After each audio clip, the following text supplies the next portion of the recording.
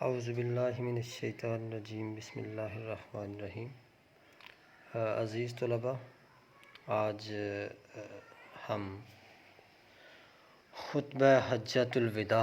نبی گرامی علیہ الصلوۃ والسلام کی زندگی کے آخری حج پہ بات کریں گے۔ اس سے قبل کہ ہم لیکچر کا آغاز کریں، میں آپ کو اپنا تعارف کرواتا چلوں۔ ڈاکٹر محمد شہزاد آزاد، لیکچرر ICB G63 کلاس 7 کی کتاب اسلامیات کے لیکچر کی جو سیریز ہے اس کے سلسلے میں آج ہم 10ویں لیکچر پہ گفتگو کریں گے انشاءاللہ۔ آج کا ہمارا عنوان ہے حجۃ الوداع، یعنی نبی گرامی علیہ الصلوۃ والسلام کی زندگی کا الوداعی حج۔ اس کا پس منظر کچھ اس طرح سے ہے کہ نبی گرامی علیہ الصلوۃ والسلام کی زندگی کے 23 سال مکمل ہونے کو تھے، اور آپ کے رہائش یعنی جو مکہ اور مدینہ ہے اس کے سراؤنڈنگ میں، اس کے گرد و نواح میں جتنے بھی عرب قبائل تھے، سارے کے سارے آپ کی تقریباً 23 سالہ زندگی کی مبلغانہ محنت اور کاوش کے نتیجے میں مسلمان ہو چکے تھے۔ سب لوگ اسلام قبول کر چکے تھے، اور اللہ تعالیٰ نے سورہ نصر کو نازل کر کے یہ اشارہ بھی اللہ تعالیٰ کے نبی گرامی علیہ الصلوۃ والسلام کو دے دیا تھا کہ آپ کا کام جو ہے اب تقریباً مکمل ہو گیا ہے۔ آپ نے جو تبلیغ کرنا تھی وہ کر لی ہے، اور آپ کی تبلیغ کے رزلٹ میں جتنے لوگ مسلمان ہونا تھے وہ ہو گئے۔ اور ایک بڑا چھپا ہوا میسج یہ بھی تھا کہ اس جو صورت ہے اس کے اندر نبی گرامی علیہ الصلوۃ والسلام کے لیے یہ بھی خبر تھی کہ ان کی زندگی بھی اپنے اختتام کی طرف جا رہی ہے۔ تو اس تناظر میں نبی گرامی علیہ الصلوۃ والسلام نے اپنی زندگی کا جو پہلا اور آخری حج ادا کرنے کا اعلان فرمایا۔ مدینہ منورہ اور گرد و نواح کے علاقوں میں اعلانات ہو گئے کہ اس سال حج کی جو قیادت ہے وہ حضرت محمد علیہ الصلوۃ والسلام خود کریں گے۔ چنانچہ بہت ساری تعداد میں لوگوں نے نبی گرامی علیہ الصلوۃ والسلام کا ساتھ دینے کے لیے آپ کی زندگی کے پہلے اور آخری حج میں آپ کے ساتھ شامل ہونے کے لیے، آپ کی قربت کا، آپ کے صحبت کا شرف حاصل کرنے کے لیے دور دراز سے لوگ آپ کے قافلے میں آ کے شامل ہوئے۔ چنانچہ ذوالحلیفہ کے مقام پر نبی گرامی علیہ الصلوۃ والسلام نے اپنے لشکر کو یا اپنے گروہ کو جو کہ بیت اللہ کے حج کے سلسلے میں رواں دواں تھا، انہیں احرام باندھنے کو کہا، اور احرام باندھنے کے ساتھ ہی لبیک اللہم لبیک لا شریک لک لبیک کے ساتھ فضا جو ہے وہ ان صداؤں کے ساتھ گونج اٹھی، اور نبی گرامی علیہ الصلوۃ والسلام کا جو آخری حج ہے اس کا تقریباً آغاز ہونے کو تھا۔ اس کے بعد ہم آتے ہیں اگلی ہیڈنگ، آخری حج۔ عزیز طلباء، اس نبی گرامی علیہ الصلوۃ والسلام کے آخری حج کو حجۃ الوداع تو کہا ہی گیا ہے، حجۃ الاسلام بھی کہا جاتا ہے، اور حجۃ البلاغ کے نام سے بھی اسے پکارا جاتا ہے، کیونکہ اس حج میں نبی گرامی علیہ الصلوۃ والسلام کو اس حد تک یہ پیغام مل گیا کہ آپ نے اپنی جو حج کی جو ذمہ داری تھی یا تبلیغ کی جو ذمہ داری تھی وہ ادا کر دی ہے، اور جتنے لوگ آپ کی دعوت سے مسلمان ہونا تھے وہ مسلمان ہو چکے ہیں، اور اسلام آپ کا بھی مکمل ہو چکا ہے۔ لہٰذا اس کو حجۃ البلاغ اور حجۃ الاسلام، چونکہ آپ نے اپنی زندگی کا پہلا اور آخری حج کیا، اس لیے اسے حجۃ الاسلام کے نام سے بھی یاد کیا جاتا ہے۔ اب نبی گرامی علیہ الصلوۃ والسلام نے سنت ابراہیمی کے مطابق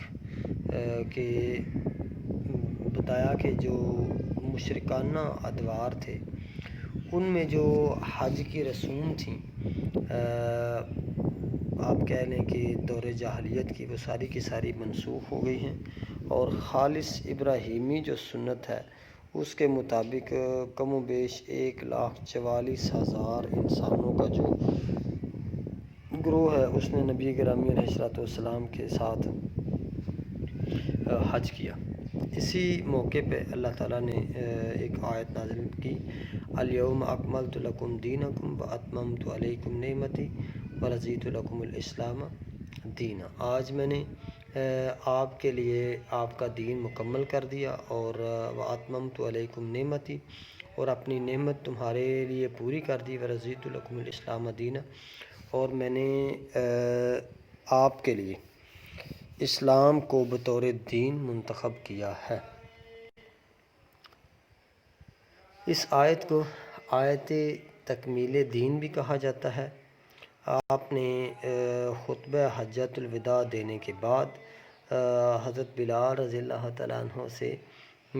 کہا کہ اذان پڑھو۔ آپ رضی اللہ تعالیٰ عنہ نے اذان پڑھی، اور اس کے بعد آپ علیہ السلام نے ظہر اور عصر کی دونوں نمازیں ملا کر پڑھائیں، اور بہت طویل انتہائی عاجزی، انکساری اور اللہ سے گڑ گڑا کے دعا کی۔ یہ دعا اتنی طویل تھی کہ سورج غروب ہو گیا۔ اتنے لمبے عرصے تک کے لیے آپ علیہ السلام نے یہ دعا فرمائی۔ آپ غروب آفتاب کے بعد اپنی اونٹنی پر سوار ہو کر مزدلفہ چلے گئے، اور وہاں جا کے مغرب اور عشاء کی نمازیں پڑھائیں۔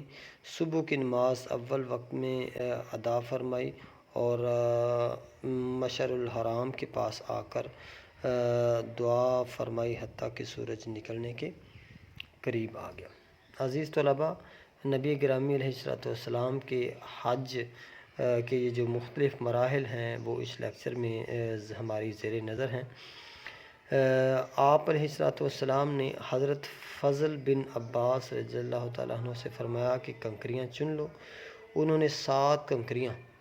نبی گرامی علیہ السلام کی خدمت میں پیش کی، اور آپ نے جمرۃ العقبہ کو کنکر مارنے کے لیے قیام فرمایا، اور تکبیر پڑھتے ایک ایک کر کے کنکریاں پھینکیں۔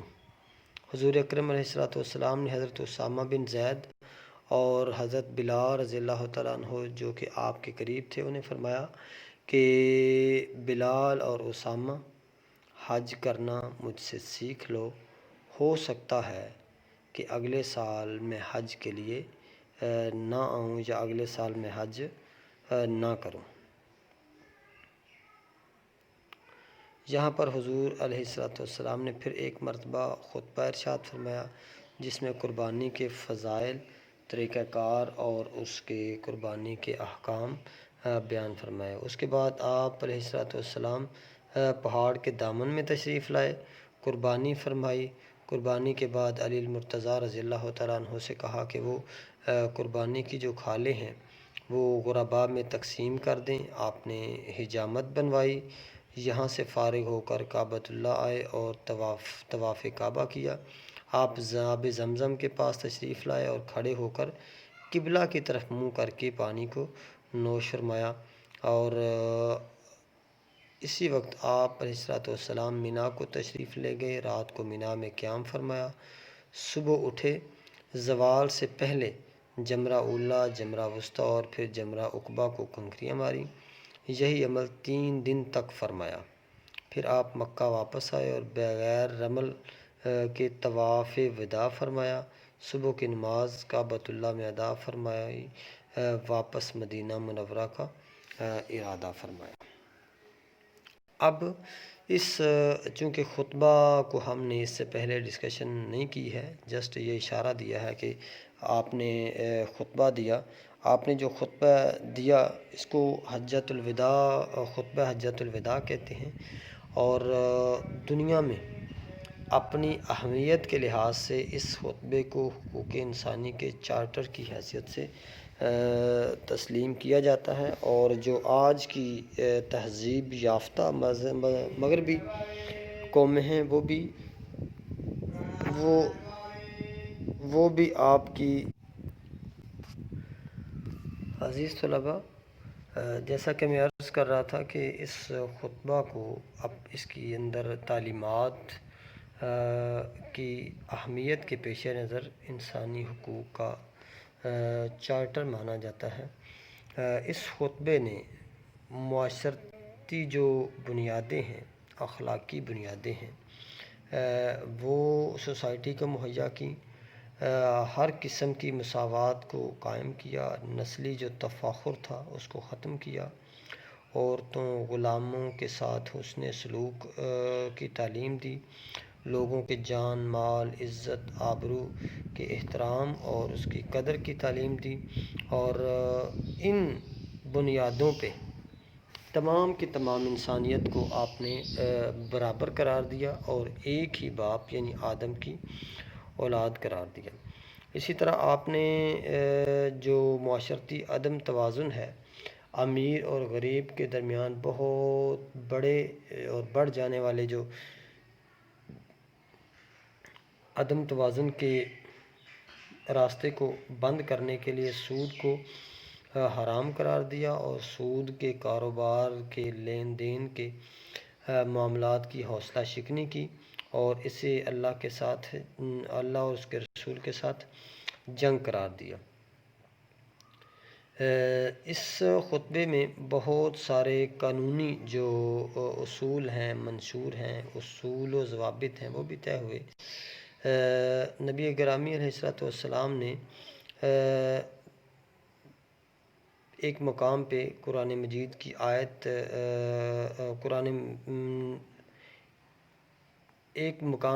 نبی گرامی علیہ السلام نے خطبہ کے اندر فرمایا،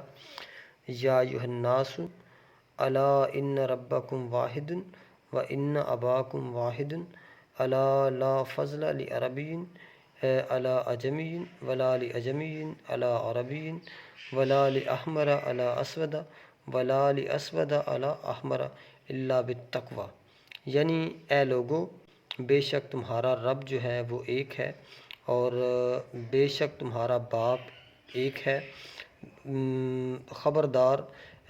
کسی عربی کو کسی اجمی پر، کسی اجمی کو کسی عربی پر کوئی فوقیت حاصل نہیں، کسی سرخ کو کسی سفید پر، اور کسی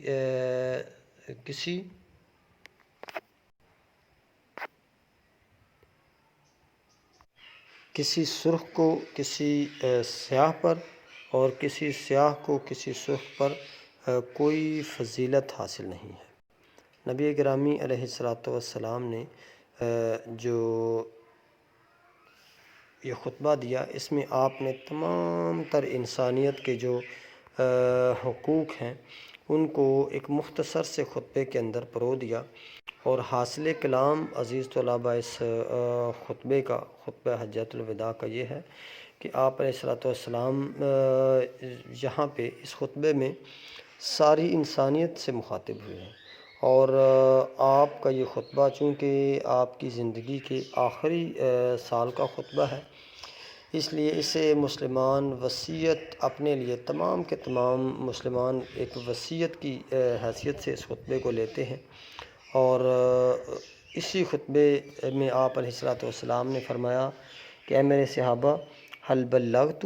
کیا میں نے آپ کو اپنی جو تبلیغ ہے اسلام کی وہ کر دی ہے؟ تو تمام کے تمام صحابہ کرام یک زبان ہو کر بولے، نام قد بلغت الرسالۃ و ادیت الامانۃ، کہ اے اللہ کے رسول، ہاں تم نے رسالت کی تبلیغ کر دی ہے، اور جو امانت ہے اس کو بھی ادا کر دیا ہے جو اللہ کی طرف سے آپ کو ملی تھی۔ تو عزیز طلباء، ہمیں چاہیے کہ ہم اس خطبہ حجۃ الوداع کے جو تمام مندرجات ہیں ان کو ایک چارٹر پہ لکھ کے اپنے گھر کے کسی اچھی سی دیوار میں مستقل طور پہ خوبصورت سے چارٹر پہ لکھوا کے لگا رکھیں، اور اپنی تمام کی تمام جو سوشل سماجی زندگی ہے، ایون کاروباری زندگی بھی ہے، اس کو بھی اس چارٹر کے مطابق گزارنے کی کوشش کریں، اس سے نہ صرف ہمیں یہ ہوگا کہ ہمیں خطبہ حجۃ الوداع کا چارٹر ہمیشہ یاد رہے گا، بلکہ ہمیں پوری دنیا میں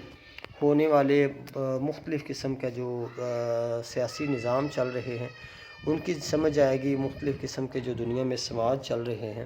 ان سماج کے اندر پائے جانے والی اچھائیوں اور برائیوں کا بھی اس خطبہ حجۃ الوداع کے جو چارٹر ہے اس کو ایک میزان کے طور پہ سامنے رکھتے ہوئے ہمیں ان کی نقائص اور جو خوبیاں ہیں مختلف سماجوں کی ان کا پتہ چلتا رہے گا۔ اللہ سے دعا ہے کہ اللہ تعالی ہمیں اس خطبہ کے مطابق اپنی زندگیوں کو مکمل طور پہ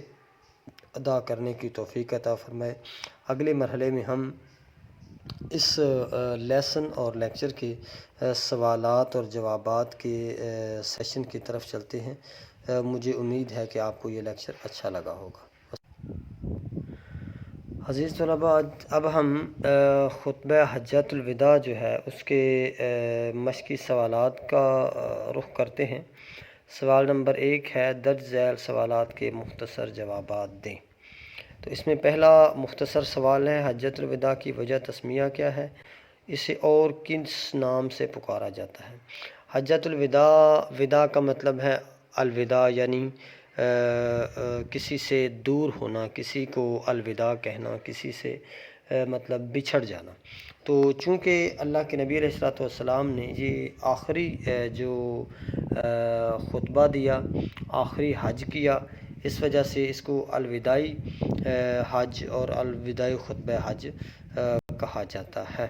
اور اس کے دوسرے ناموں میں حجۃ البلاغ اور حجۃ الاسلام بھی شامل ہیں۔ دوسرا ہمارا مختصر سوال ہے حجۃ الوداع کے موقع پر نبی کریم صلی اللہ علیہ وسلم نے فضیلت کا معیار کسے قرار دیا؟ نبی گرامی علیہ الصلوۃ والسلام نے ایک طویل حدیث میں فرمایا کہ کسی گورے کو کسی کالے پر، کسی کالے کو کسی گورے پر، کسی عربی کو کسی عجمی پر، کسی عجمی کو کسی عربی پر کوئی فضیلت نہیں ہے، بلکہ فضیلت اگر ہے تو وہ تقوی کی بنیاد پر ہے۔ ہمارا تیسرا جو شارٹ کویشچن ہے وہ ہے حجۃ الوداع کے موقع پر نبی کریم صلی اللہ علیہ وسلم نے مسلمان کی کیا تعریف بیان فرمائی؟ آپ علیہ الصلوۃ والسلام نے فرمایا کہ المسلم من سلم المسلمون من لسانہ و یدہ، کہ مسلمان وہ ہے جس کے ہاتھ اور جس کی زبان سے دوسرے مسلمان محفوظ رہیں، یعنی وہ کسی کا حق نہیں کھائے اور کسی پر زیادتی نہیں کرے، وہ سچا اور پکا مسلمان ہے۔ ہمارے ہاں چوتھا جو سوال ہے شارٹ، وہ ہے مزدلفہ کے مقام پر آپ صلی اللہ علیہ وسلم نے کون کون سے کام کیے؟ آپ نے مزدلفہ میں مغرب اور عشاء کی نمازیں ملا کر پڑھائیں، صبح کی نماز اول وقت میں ادا فرمائی اور مشعر حرام کے پاس آ کر دعا فرمائی یہاں تک کہ سورج نکلنے کے قریب ہو گیا۔ عزیز طلباء، ہمارے سوالات جو پہلا سوال تھا مختصر سوالات کا وہ مکمل ہوا۔ اس کے بعد ہم تفصیلی سوالات کی طرف جاتے ہیں۔ وہ سوال نمبر 2 ہے درج ذیل سوالات کے تفصیلی جوابات دیں۔ اس میں پہلا تفصیلی سوال ہے حجۃ الوداع کا پس منظر بیان کریں، نیز ہمیں اس سے کیا سبق ملتا ہے، اس پر بھی روشنی ڈالیں۔ صفحہ نمبر 46 پر دیکھیں، ہیڈنگ جو ہے نا پس منظر، وہ اس سوال کا جواب ہے اور ہمیں اس سے سبق میں کیا ملتا ہے۔ اس میں ہمارے لیے سبق یہ ہے کہ ہم اپنی روزمرہ کی جو زندگی ہے اس کو نبی گرامی علیہ الصلوۃ والسلام کی زندگی کے مطابق، آپ کی تعلیمات کے مطابق، اور خصوصاً آپ نے جو حجۃ الوداع کا خطبہ دیا اس خطبے میں مضمر جو تعلیمات ہیں، انسانیت کے لیے میسج ہے، اس میسج کے مطابق ہم اپنی جو زندگی ہے اس کو گزارنے کی کوشش کریں۔ عزیز طلباء، ہمارے پاس دوسرا جو لانگ کویشچن ہے وہ ہے نبی کریم صلی اللہ علیہ وسلم کے آخری حج کے معمولات تفصیل سے بیان فرمائے۔ یہاں پہ آپ دیکھیں صفحہ نمبر 47 پر ہیڈنگ جو ہے وہ آخری حج کی ہے۔ اس میں آپ جو ذرا اگر ڈیٹیل میں جائیں تو آپ دیکھیں کہ یہ ایک طویل جو ہے وہ سوال ہے، جس میں ہمارے پاس جو پوائنٹس ہیں نا یہ زیادہ اہمیت کے حامل ہیں، اور ان پوائنٹس کو دیکھنا 1 2 3 4 5 اور 6 پوائنٹس جو ہے نا وہ ہمارے بہت اہمیت کے حامل ہیں، جن میں نبی گرامی علیہ الصلوۃ والسلام کے حکم کے مطابق حضرت بلال کا اذان کہنا، اور پھر آپ کا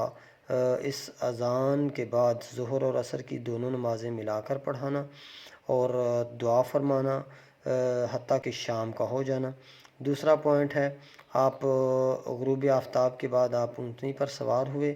اور واپس مزدلفہ تشریف لائے، مزدلفہ میں مغرب اور عشاء کی نمازیں ملا کر پڑھائیں، صبح کی نماز اول وقت میں ادا فرمائی اور مشعر الحرام کے پاس آ کر دعا فرمائی حتیٰ کہ سورج نکلنے کے قریب آ گیا۔ تیسرا پوائنٹ ہے، حضور صلی اللہ علیہ وسلم نے حضرت فضل بن عباس سے فرمایا کہ کنکریاں چن لو۔ انہوں نے آپ کو کنکریاں دیں اور آپ نے وہ کنکریاں جو ہے جمرہ عقبہ کو ماری۔ چوتھا پوائنٹ ہمارے پاس ہے، آپ نے حضرت اسامہ بن زید اور حضرت بلال سے کہا کہ آپ لوگ سیکھ لو، ہو سکتا ہے اگلے سال حج میں موجود نہ ہوں۔ اور پانچواں پوائنٹ ہمارے پاس یہ ہے کہ آپ اس کے بعد پہاڑ کے دامن میں تشریف لائے، قربانی فرمائی، علی المرتضیٰ سے قربانی کی کھالیں تقسیم کرنے کو کہا، اور اس کے بعد جو ہے بیت اللہ کا جو ہے وہ طواف کیا، زمزم پہ آ کے کھڑے ہو کر قبلہ کی طرف منہ کر کے آب زمزم پیا۔ آخری پوائنٹ ہمارا آخری حج کا ہے، مینا میں قیام فرمایا اور صبح اٹھ کر زوال سے پہلے جمرہ اولا، جمرہ وسطیٰ اور پھر جمرہ عقبہ کو کنکریاں ماری۔ یہی عمل آپ نے 3 دن تک دہرایا جو اس سے پہلے ہمارے پاس ذکر ہوا ہے، اور اس کے بعد رمل کیے بغیر آپ نے طواف وداع کیا اور اس کے بعد مدینہ منورہ کی طرف رخ کیا۔ عزیز طلبہ، یہ ہمارے جو لانگ کویشچنز ہیں ان میں جو دوسرے نمبر پہ کویشچن ہے، نبی کریم کے آخری حج کے معمولات تفصیل سے بیان کریں، اس سوال کا ہمارے پاس یہ جواب ہے۔ سوال نمبر 3 ہے، آخری خطبے میں نبی کریم صلی اللہ علیہ وسلم نے امت کو جن باتوں کی تعلیم دی انہیں تفصیلاً تحریر کریں۔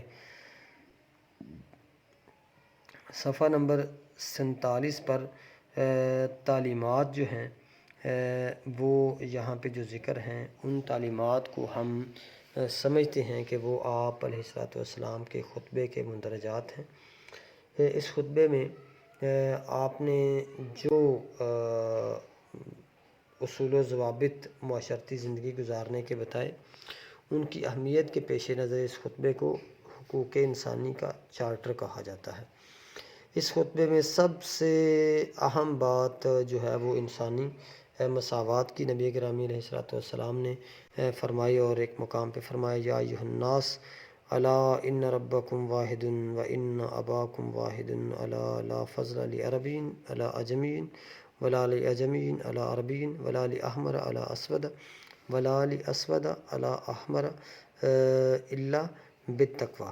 کہ اے لوگو تمہارا رب ایک ہے اور تمہارا جو باپ ہے وہ بھی ایک ہے، بے شک کسی عربی کو کسی اجمی پر، کسی اجمی کو کسی عربی پر کوئی فضیلت نہیں، اور اسی طرح کسی سرخ کو کسی کالے پر اور کسی کالے کو کسی سرخ پر کوئی فضیلت نہیں، اگر فضیلت ہے تو وہ صرف تقوی کی بنیاد پر ہے۔ تو عزیز طلباء، یہ جو ہمارے پاس خطبہ ہے، انسانی حقوق کا چارٹر ہے، اس کی اہمیت جو ہے وہ دنیا میں بہت زیادہ ہے۔ دنیا کے مختلف جو ممالک ہیں ان کے جو آئین ہیں جو قوانین ہیں ان کے جو معاشرتی اجزاء اور پارٹ ہیں وہ اس خطبہ حجۃ الوداع کی تعلیمات کو سامنے رکھ کر ترتیب دیے جاتے ہیں، اور اسی طرح ان تعلیمات پر مہذب دنیا میں عملی طور پر عمل بھی کیا جاتا ہے۔ عزیز طلباء، اس کے بعد آج ہم چلتے ہیں سوال نمبر 3، درست جواب کا انتخاب کریں۔ نبی گرامی علیہ الصلوۃ والسلام نے مقام منا میں 10 ذوالحجہ کو قیام فرمایا۔ دوسرا سوال ہے، اس خطبے نے معاشی عدم توازن کا راستہ بند کرنے کے لیے سود کو حرام قرار دیا۔ تیسرا سوال ہے، خطبہ حجۃ الوداع کو انسانیت کا منشور اعظم قرار دیا گیا ہے۔ اسی طرح ہمارے پاس چوتھا جز ہے، خطبہ حجۃ الوداع نبوت کے 23ویں سال پیش ہوا۔ عزیز طلباء، مجھے امید ہے کہ آپ لوگ اس لیکچر کو اچھی طرح سے ذہن نشین کریں گے اور اس کو اچھی طرح سے نوٹ بک پر بھی کمپلیٹ کر کے نیٹ اینڈ کلین کنڈیشن میں لکھیں گے، اور اس کے بعد اپنی زندگیوں کو اس بہترین قسم کے انسانی جو سماجی منشور ہے اس کے مطابق گزارنے کی کوشش کریں گے۔ اللہ سے دعا ہے کہ اللہ تعالیٰ میرا اور آپ کا حامی و ناصر ہو۔ والسلام، اللہ حافظ۔